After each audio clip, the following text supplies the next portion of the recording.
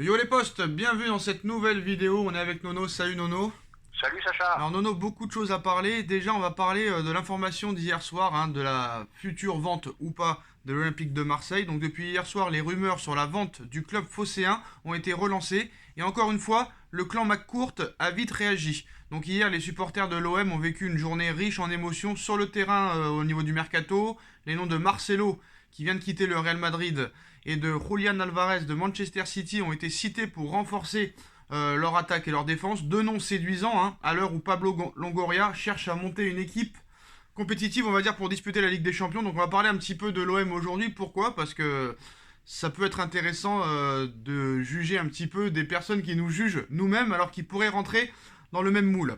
Alors cette journée de jeudi, surtout cette soirée, c'est surtout emballé dans la soirée quand Romain Molina a publié une vidéo dans laquelle il affirme que des pourparlers ont bien lieu depuis quelques mois pour la vente de l'OM.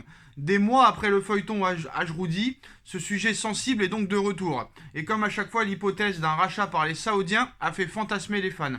Donc après le Qatar au Paris Saint-Germain, l'OM, Nono, va-t-il aussi céder au pétrodollar ?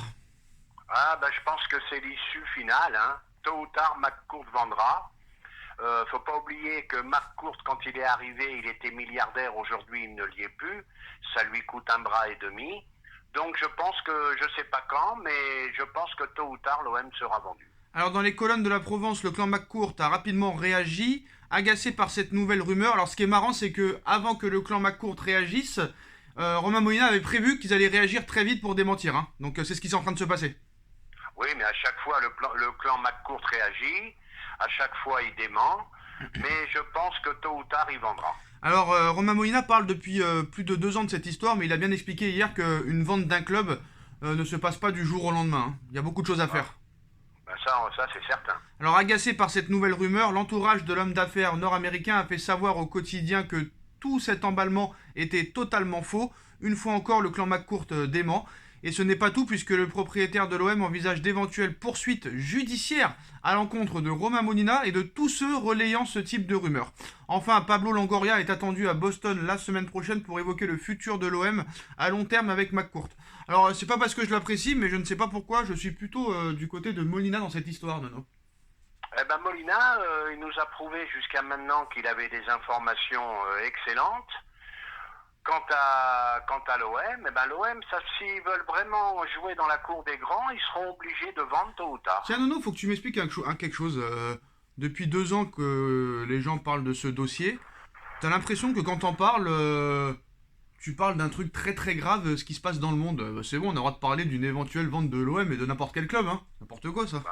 Il y a vraiment rien d'important. C'est le football, c'est les informations, et voilà quoi. Point Alors, final, pour finir, pour bien que les gens comprennent, si tu comprends bien la vidéo de Romain Molina, il y aurait une bataille entre l'Arabie Saoudite et les Émirats Arabes Unis pour le rachat de l'OM. Donc ça devrait être un des deux. D'ailleurs, ceux qui ont racheté Newcastle voulaient vraiment racheter l'OM il y a 2 ans, mais comme ça faisait traîner, ils ont préféré aller sur Newcastle. Et même avec Newcastle, ça a mis longtemps à se faire.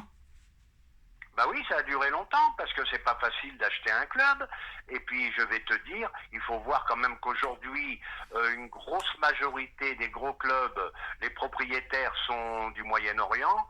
Donc, je pense que l'OM finira comme ça. Et ce qu'il faut savoir, c'est qu'il y a 2 ans, on nous avait expliqué que la Ligue 1, c'était le seul championnat qui s'était arrêté à cause du Covid. Et comme l'OM était deuxième, comme Macron avait aussi un rôle à jouer dans ça, il voulait arrêter le championnat. Comme ça, Marseille était deuxième. Et comme ils avaient un peu de mal avant que ça se termine, comme ça, t'es en Ligue des Champions, mais avec le Covid, tout ça et tout, ça s'est ralenti. Là, Marseille est une nouvelle fois qualifié en Ligue des Champions. Et c'était aussi l'une des conditions pour que peut-être un repreneur soit intéressé.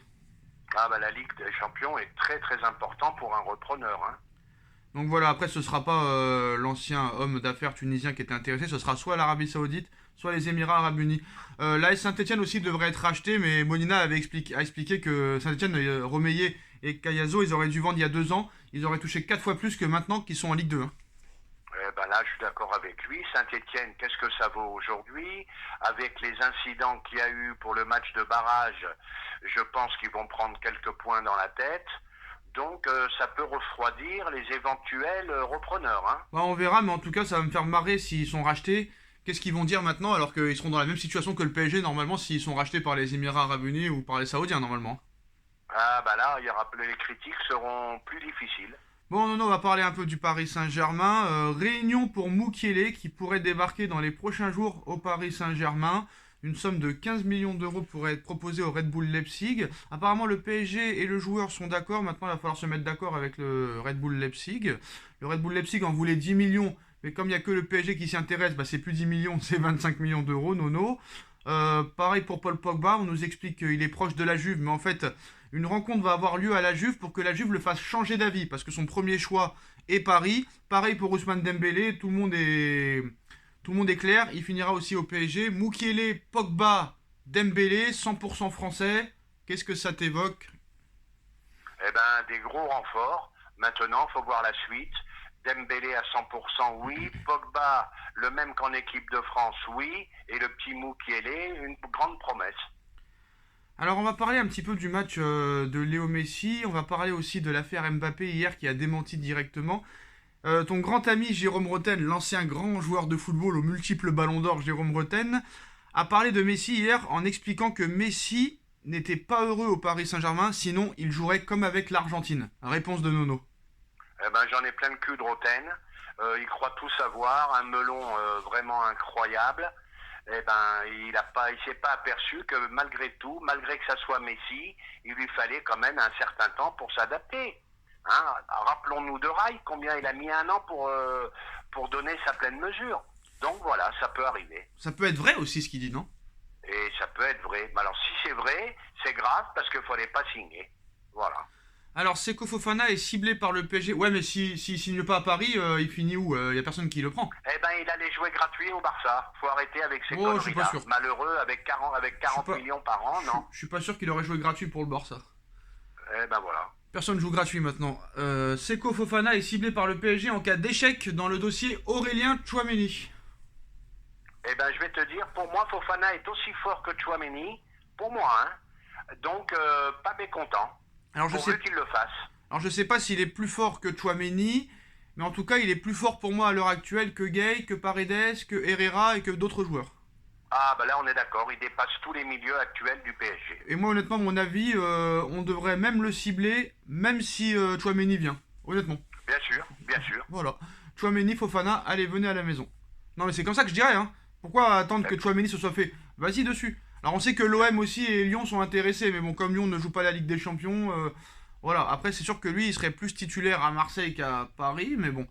Voilà, moi, franchement, la stratégie du PSG, là, je sais pas. Nasser qui est retenu au Qatar, à Doha, et qui peut pas s'occuper du futur coach. Donc on va pas se mentir, il y a de grandes chances là que Pochettino continue. Hein. On est le 3 juin maintenant, alors... Ah bah, à un mois du début du championnat, ça bouge pas beaucoup, c'est un peu inquiétant. Et je me demande toujours, Campos, qu'est-ce qui se passe? Alors Nono, un truc hier qui s'est passé, et Mbappé a très vite réagi. Alors lui, il réagit vraiment dans les rumeurs, il réagit jamais. Hein. Il en a l'habitude. Mais l'interview hier en Espagne d'un journaliste qui explique que Mbappé aurait réclamé le départ de Neymar, le départ de Pochettino et de 12 autres joueurs. Alors les joueurs, tu les connais, c'est les indésirables, mais il aurait aussi demandé la tête de Pochettino et de Neymar. Mais il a directement démenti en disant que c'était un gros fake. Est-ce que c'est vraiment un gros fake?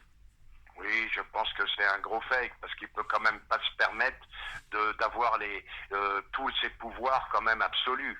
Il y a quand même un staff, il y a quand même il peut pas se permettre de décider de tout, à mon avis. Hein. Ah, les Espagnols, ils savent plus quoi faire pour inventer et faire du papier. Hein. Ah, ben le buzz, le buzz, le buzz, le buzz. Donc voilà, bah, en ce qui concerne le mercato, bah, ça ne bougera pas tant qu'on ne saura pas qui sera le prochain coach ou si Pochettino sera réellement maintenu. Bon voilà, de toute façon, tant qu'on aura... Nasser a menti, encore une fois, en expliquant il y a une dizaine de jours que la semaine prochaine, il dirait tous les changements, on l'a pas entendu depuis 10 jours, donc ça continue dans le mensonge maintenant. Je sais pas si c'est des mensonges ou si vraiment c'est très difficile de venir au PSG.